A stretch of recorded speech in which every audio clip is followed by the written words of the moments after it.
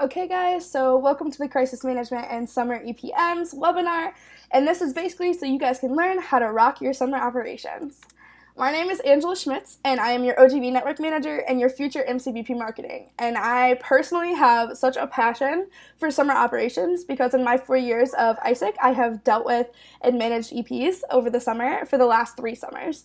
So I super love this, and I find it really interesting. And what I want you guys to know is that I was your previous ECB chair. So I've done this before, I did it last summer, and I have a lot of experience from this, and I really wanted to share that with you guys, so that way you can rock your summer operations. So what will we cover today? Number 1, we're going to go over crisis management. So under crisis management, we're going to say, why is it important? The literal, what do I do? And then we're going to go over EP summer routines. So this is what your members are going to be doing or what you are going to be doing regularly, so the day-to-day. And then we're going to go over what information do I collect and reporting. Then we're going to have a question space after this. I'm going to end the recording there, and then you guys can ask questions as much as you want. What will we not go over today? And that is the XPP, the Exchange Product Policies. For those of you that don't know what that is, this is the document that when EPs sign the acceptance note, they are agreeing to these policies. And what they are is they are kind of how our product's set up, and these are kind of like the standard of what our product should be and how to deal with issues when they happen. And the only way to know it is to read it. And I mean that very seriously. There's no cheat sheet to the XPP. You have to read it. And here is the link to reading that. Then, I'm not going to go over the VP summer routines. Hit up your coach for that. Okay, thanks. But if you would like, there on the ISIC US Hub, under Summer 2019, you can read all the job descriptions there. Okay, so this is my meme about members when they're EP text about an issue. They kind of freak out and they're like, ah. And this is what used to happen when EPs have issues. Number 1, the member freaks out and they're like, oh no, I don't know what to do. And they say to the EP, they're like, I don't know, let me ask. And then they contact their VP freaking out. And then the VP freaks out and they text the ECB. And for those of you that don't know what the ECB is, that's the Entity Control Board. And they are responsible for the value delivery of all the exchanges in ISIC US. And they text the ECB and they're like, hey, so I have an EP that has a major issue. And then the ECB goes, well, did you try to solve it? And then everyone's got to backtrack, and they got to go back, and the ECB is texting the VP a million questions, and the VP is getting answers from the member, and the member's texting the EP, and it's just going through so many people for no reason. But eventually, you will solve it with this, but this way, why does this suck? It takes forever. Why is this so bad? Number 1, it's because this way of handling issues worries the EP for no reason.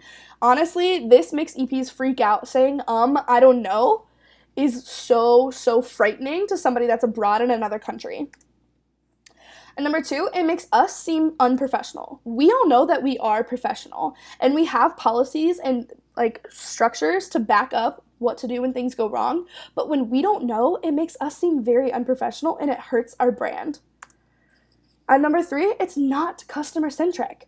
We need to care about our customers, so we need to take pride in our value delivery. And number 4, it's honestly more work than it needs to be. That process before takes so much texting and so much time for no freaking reason, when what if that member could have solved the issue themselves just by texting a couple of words? So, what should we do instead? Well, welcome to Crisis Management. I'm going to be going over what you guys need to do and how to do it. You should be more like her, punching crisis in the literal face and saying, screw you, I got this. This is what we want to create in our network. We want people that are ready to rock summer operations. So the steps of crisis management is preparation. And that's everything that happens before they go on exchange. And then identification, recovery, and monitoring. So we're going to be going over these steps. Number 1, almost all issues can be traced back to this freaking preparation. We should really care about preparation. You should put all of your energy into preparation. And what is preparation? It's these 3 things: OPS, expectation setting, and the complaint procedure. So I'm going to be going over these 3 things a little bit in detail so you can better understand them. So the better you set expectations, the better the exchange, the more leadership we develop. Remember that our goal is delivering an exchange that will develop an EP. It will develop their leadership. Remember that. And the only way to do that is to set their expectations so that way they don't use their mental time on small things that are bothering them. They use their mental time on the impact in the community they're working in and the impact on themselves. So, what is the outgoing preparation seminar? That is the thing that you need to deliver to all of your EPs. If you don't know what this is, you need to step back into their education because this is something that needs to happen for every EP. It is how we prepare them. It is like a 3 to 4 hour thing where you are walking through everything they need to know about going abroad. You are giving them the complaint procedure. You are giving them research about their country. You are telling them who to contact. You are telling them how to deal with culture shock. Ensure that every EP attends this and has all questions answered. I don't care if it's virtually or in person, just make sure this happens and they know and they understand. And there are standardized slides for the outgoing preparation seminar on the ISAC Hub. So that's the link to that. I'm going to share these slides. And if your LC has their own OPS, that's fine, but make sure that you look at the standardized ones so you can make sure you're including everything you need. The second thing is expectation setting. This is huge. Please understand this. Number one, this is an exchange. It is not study abroad and it is not a vacation. And your people need to understand that. They need to understand this is an exchange. And you need to physically say to them, you are there to make an impact in yourself and in the community you work in. They need to understand what this is. It is not the same as what their friends are doing for 6 months in Spain. They are doing an exchange and they are making an impact in themselves and in the community they work in. And you need to physically say, if there's an issue, you are expected to attempt to solve it yourself first. This is part of your leadership development. They need to understand that they are a part of solving things, and we are creating leaders that want to solve issues. And then the last thing for preparation is the complaint procedure. For those of you that have never heard of this, this is a section of the exchange product policies that explains what to do when an issue happens. It's literally like a step-by-step, who do I talk to of how to solve an issue. And it's the steps that are required before an EP can receive a refund or a reimbursement or any type of compensation for an issue that happens. So if something does go wrong and your EP in the end wants something in return because of this thing that happened, they have to follow these steps or it's no-go for them. They don't get anything back if they don't follow these steps. And you need to make that clear. That is your responsibility to set that expectation. So, number one, your EP is expected to solve the issue with the hosting entity or opportunity provider first.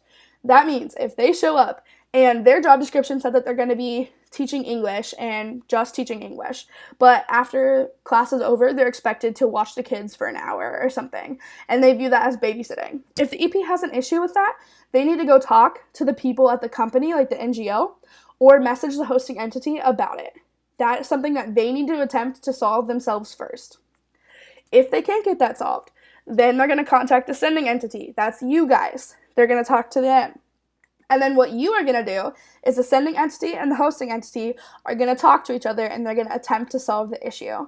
This is really, really important because this for sure has to happen. These are your partners. These are people you've been working with.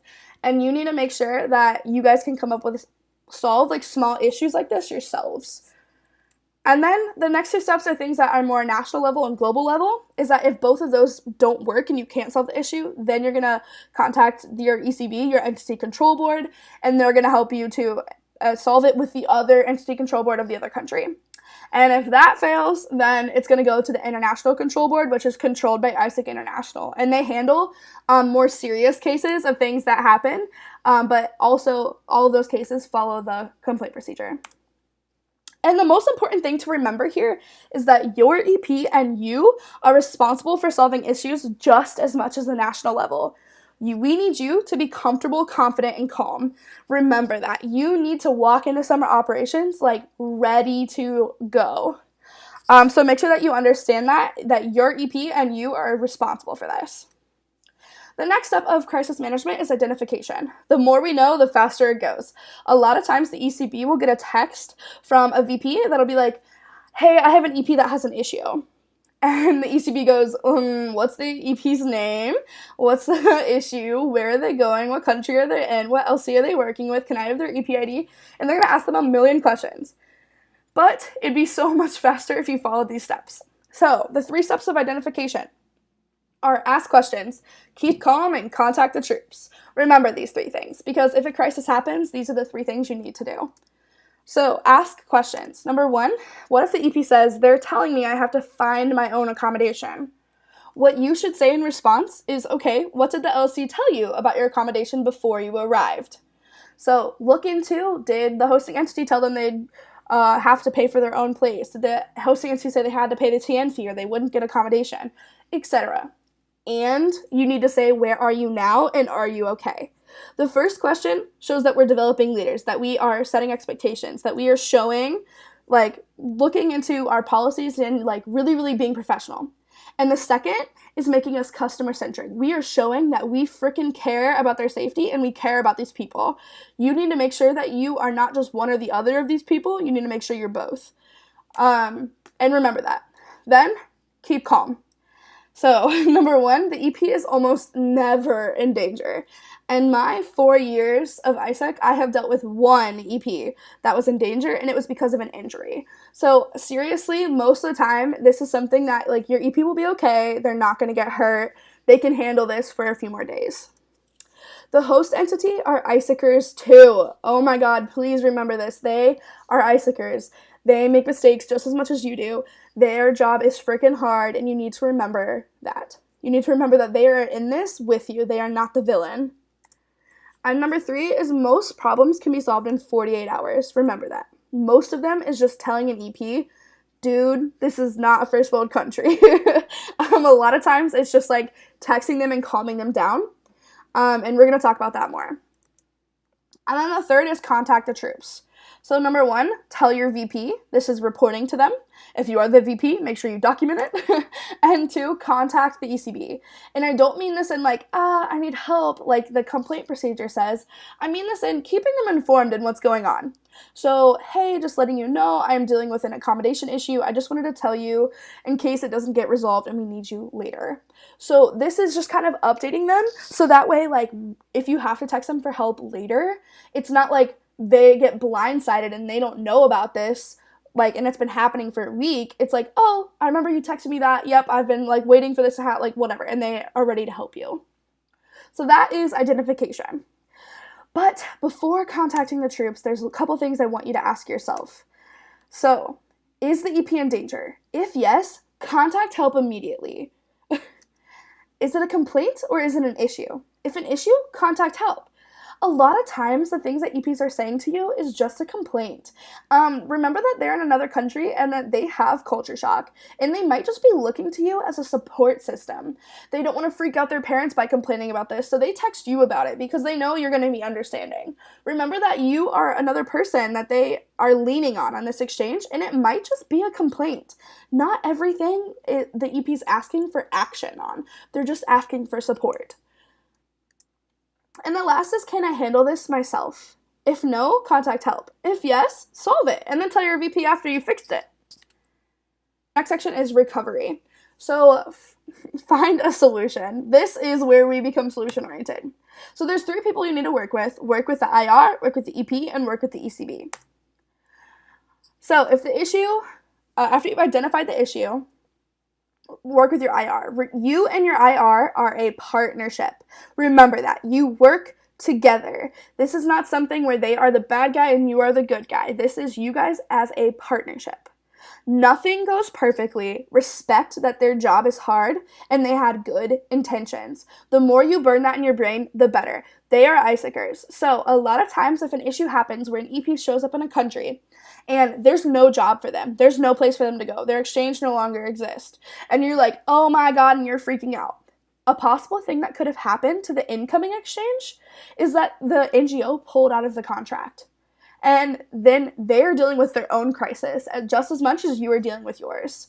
So remember that their job is hard. They deal with way different issues than you do, and they are delivering a lot more standards than you are. So remember that their job is hard, and us as outgoing is just ensuring that this stuff happens. And then work together and find a solution and be creative. No solution is way too out there. Like, the whole goal is delivering an exchange. It's not like following the exact opportunity to the T of like every expectation that EP had. It's being creative and coming up with a solution and working together, because in the end you'll feel much better about that. And then work with the EP.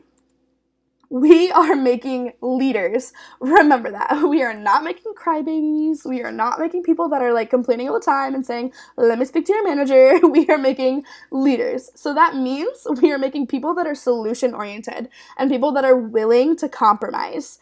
Remember that. And so talk to your EP like you are developing them, not like you're giving them whatever they want. You are just as much a part of their development as is their exchange.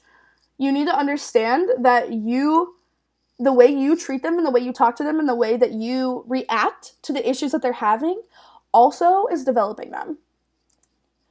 And remember that this isn't let me speak to your manager. So AKA set that expectation in preparation. That this isn't like, oh, something's wrong, let me speak to your manager. It's like, oh, I need to solve it first myself. Let me figure this out myself first. Then the last person you need to talk to is working with the ECB. The ECB is a consultant. They are a person. They are here, and they are here to advise you if needed. Besides that, like, if you can't solve a problem, the ECB has your back. They took on this job. They want to help. And just as much as you, they want to deliver an exchange that develops leadership. So they are your friend. So don't get freaked out or mad if they message you and they find out the reason that this EP is having issues is because you didn't prepare them. It's not them blaming you. They're doing crisis management. They're identifying the issue, and then they're going to figure out how to recover just as much as you are. So they are your friend. They are trying to figure this out, and they are trying to, one, make sure that there's nothing going wrong further, and two, like, developing a leader. The last section of crisis management is monitoring. And so, LOL, more tracking. What do icicers do more than exchange? Tracking. So this is following up with the EP. So you need to make sure that you stay in contact with your EP even after the issue has been solved. So these are the steps of crisis management: preparation, identification, recovery, and monitoring. And you might notice that there's a big fat gap between preparation and identification. And that gap is prevention. Staying in consistent contact with your EPs and understanding and tracking standards delivery. And this is you. So if you're like the only person in your LC that's going to be handling summer ops, like everyone else is off doing an internship or like whatever, and they're going on exchange and you're left behind and you're like, damn it, I have to like handle all these people, I'm freaking out. What I want you to know, and from my own personal experience, is you have the coolest job in ISEC. Like, seriously, the coolest job. Because what you get is you get the texts that are like, thank you so much for sending me on this exchange. You get to firsthand witness their leadership coming out of that EP's mouth saying to you, I feel amazing. I like have become more solution oriented. I'm a leader. You're the one getting pictures texted to your phone regularly about the awesome impact that you were a part of sending that person abroad. So remember that your job is cool and take pride in that. So this first slide is actually from the hub. It is a job description for an OGV or OGV member in the summer. So number one, the member's measure of success is the number of realizations and number of completes and the conversion. So number of realizations. Number one, you need to make sure that when EPs go abroad, that the IR abroad, that the hosting entity marks them realize. This is a huge freaking deal. You need to make sure and text them and be like, hey, can you press a button for me and make them realized? And then the second one is the number of completes. If the standards don't get delivered, then you're not going to get a complete. That's why you're measured on this. And then the next, what you are going to be tracked on, or what you should be tracking your members on, is the number of weekly check-ins with EPs, the number of weekly check-ins with the op provider, which is the company or the NGO, and the number of weekly check-ins with the host EP manager. So that is like whoever's managing your EP and the entity abroad. And then the number of brand advocacy materials collected. As your MCVP marketing, I am begging you to collect brand advocacy materials, because this is only going to help you and it's only going to hurt you if you don't collect brand advocacy materials. And then number of opens contacted, number of new EP consultancy meetings, and number of digital marketing activities. So your basic responsibilities is ensuring that the EP receives standards, checking Expo for new opens and contacting them, contacting your LCP or VP, and then attending team meetings. So number one, this is the information that you need to collect. Ensure the standards are happening, and the first person you need to talk to is the OPM. So that is the person that is either managing the opportunity or the person that's managing your EP. You need to ask about incoming preparation seminar. How'd it go? Did it happen? Airport pickup. How will this happen? Did it happen? Knowing how it'll happen is important because sometimes the EP will have to take a bus to a pickup stop, or they're going to get welcomed with a welcome sign in the airport gate. It's different for every EP, and you need to understand that. And then standard 5, development spaces. Are these happening? Texting that to them. And then number 4, literally all of the other standards. Make sure that you are checking all of them, and it should be easy for you because you're either using your LC tracking system or Podio. And then the other person you need to talk to is the EP. So what I'm going to go over is how you should talk to them.